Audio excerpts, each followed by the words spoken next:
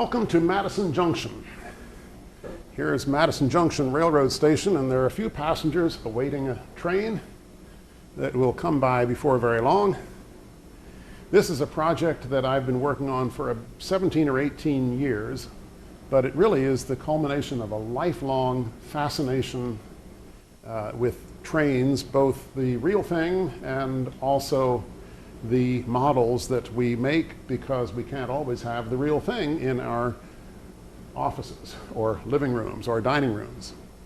And so I have invented this little village of Madison Junction and deliberately made it appear very much like the town that I was born in, which was Mock Chunk, Pennsylvania, which was in the Lehigh Gap, up in the Pocono Mountains of Pennsylvania, northeastern Pennsylvania. And my father was the Presbyterian minister in Mock Chunk until I was 4 years old. On one side of the Lehigh River was the Lehigh Valley Railroad, and on another side was the Jersey Central. And there were hundreds of trains every day that ran through Mock Chunk back in the late 30s and early 40s. The town is surrounded by rough mountains, as is Mock Chunk, in a very deep gorge.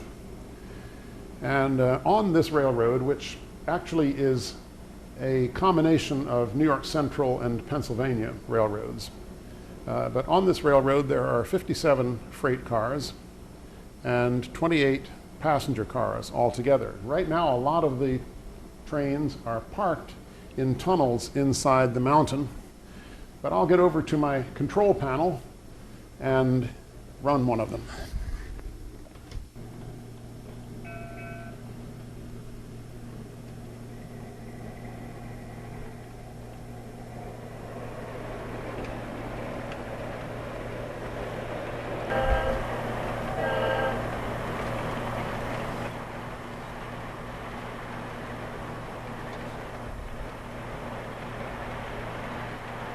Approaches the grade crossing at Madison Junction, and of course it'll blow its whistle.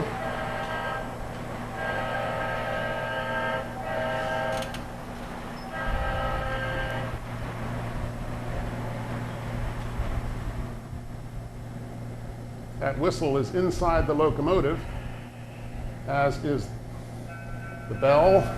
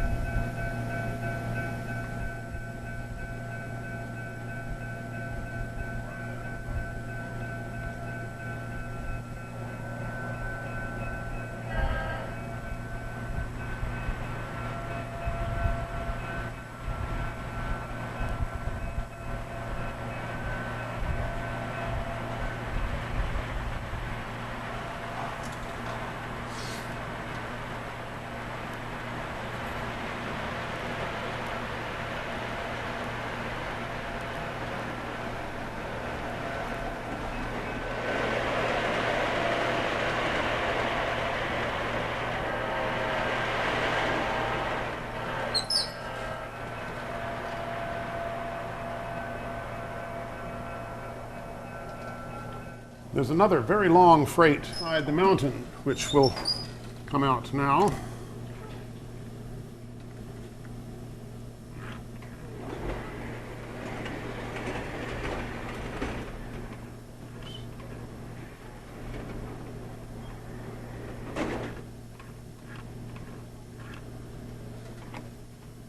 Well, we just had a derailment inside the tunnel for some reason.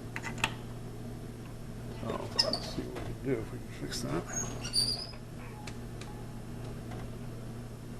Here comes a Pennsylvania coal drag.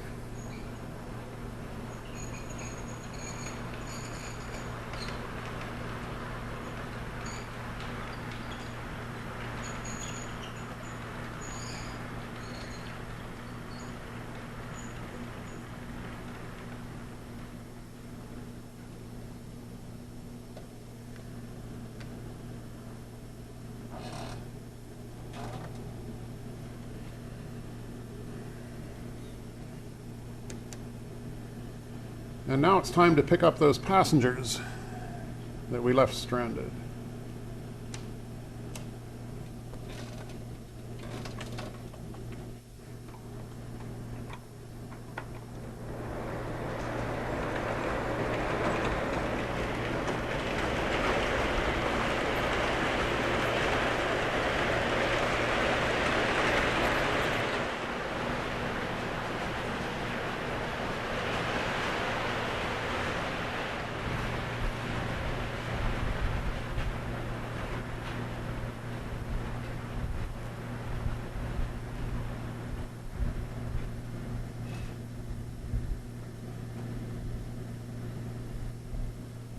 Everybody likes to see passenger trains go fast, so I'm going to put that one on a different line, and then we can rev it up.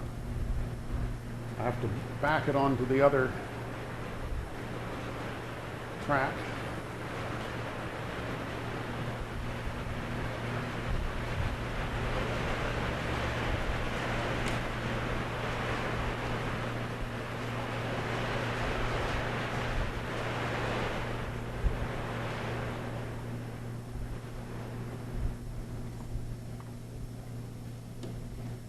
Here she goes.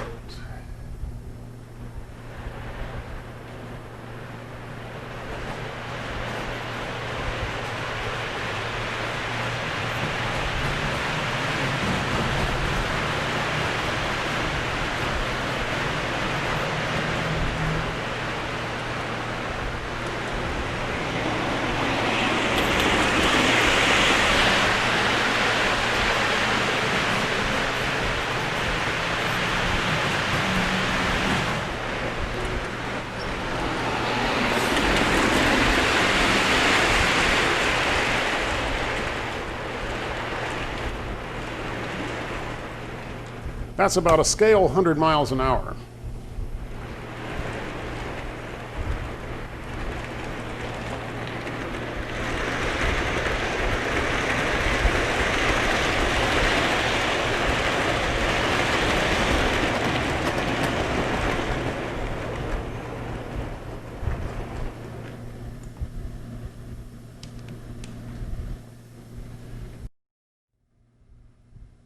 Now what we're going to do is to put together a freight train. This is done very much the way that it would be accomplished in a real railroad yard.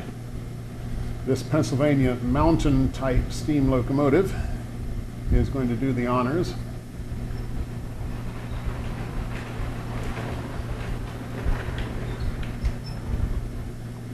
And it will begin by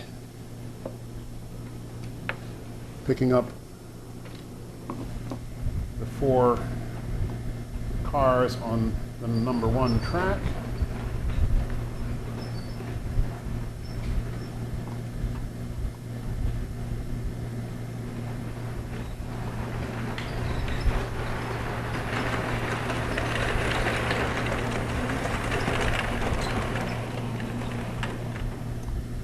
And now we throw a switch and it will pick up 4 more cars.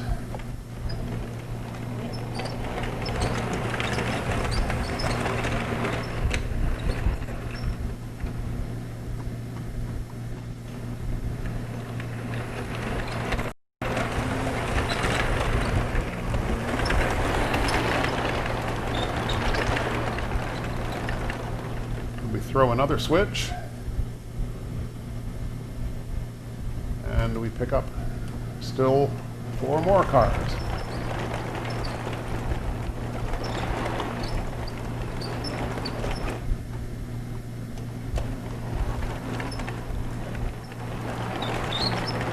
Now we have a 12-car freight train, but there's only one thing missing. And I bet you can figure out what it is. There's no place for the crew to ride, so we have to pick up the caboose, which in the Pennsylvania Railroad was always referred to as the crummy, C-R-U-M-M-I-E. So we have to have a crummy for the crew to ride in. Oh, I think I spilled the coffee. I'm sorry about that.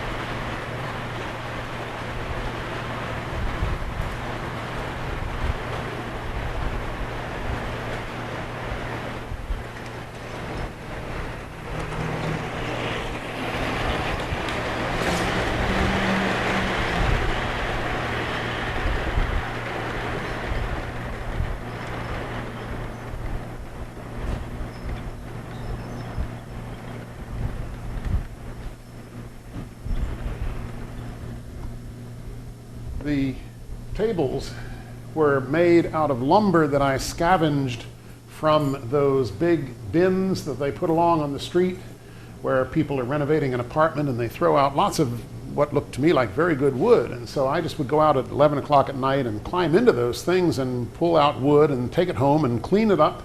And that's how I built all of this, with my desk right in the middle where it always was. And it has worked out pretty well. To illustrate the lifelong quality of this hobby, at the top of the music cabinet there is my first train. I was born in 1937, but that train was built by Lionel in 1935 for my older brother, who was only a few months old and obviously wanted to have a train. So that got me started. And then the one on top of this other cabinet is 1950. And the diesel locomotive up there on top is a more recent purchase, I think in the 80s, and it is awaiting its turn to go to the shop because right now it doesn't run. But the one that is most prominently on display, except that it has some CDs in front of it, is a train that it was the first train that I bought right after the war in 1946. And I served an awful lot of people with the Baltimore Sun after school to buy the money, to get the money to purchase that train, because it was a very high-ticket item in 1946. And it does still run, but I don't run it very often because it's everything about it is pretty old. Some of these buildings I bought during the Second World War. The little cardboard station that says Madison Junction with its little cupola was bought during the Second World War, and several of the other cardboard buildings on the layout are of that era. Most of them, though, are things that I have bought. They're kits that I have bought, and then I have to do the painting and decorating myself. And it is rather time-consuming, but it keeps me off the streets.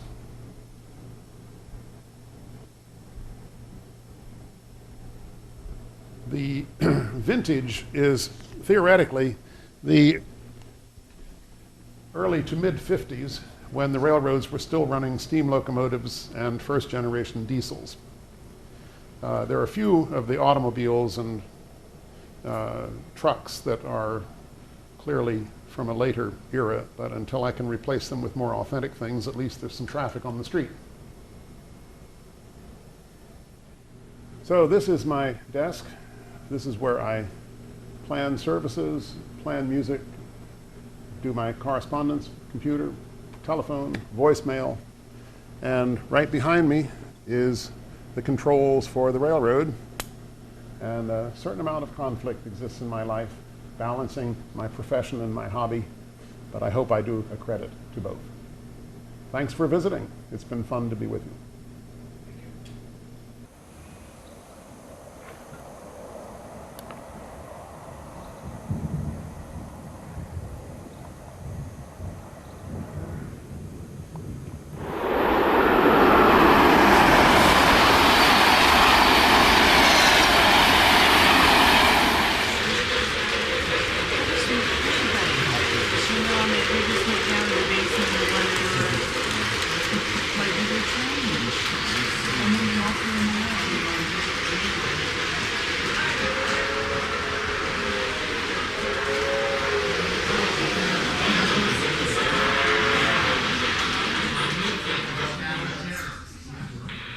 That's got steam coming from it.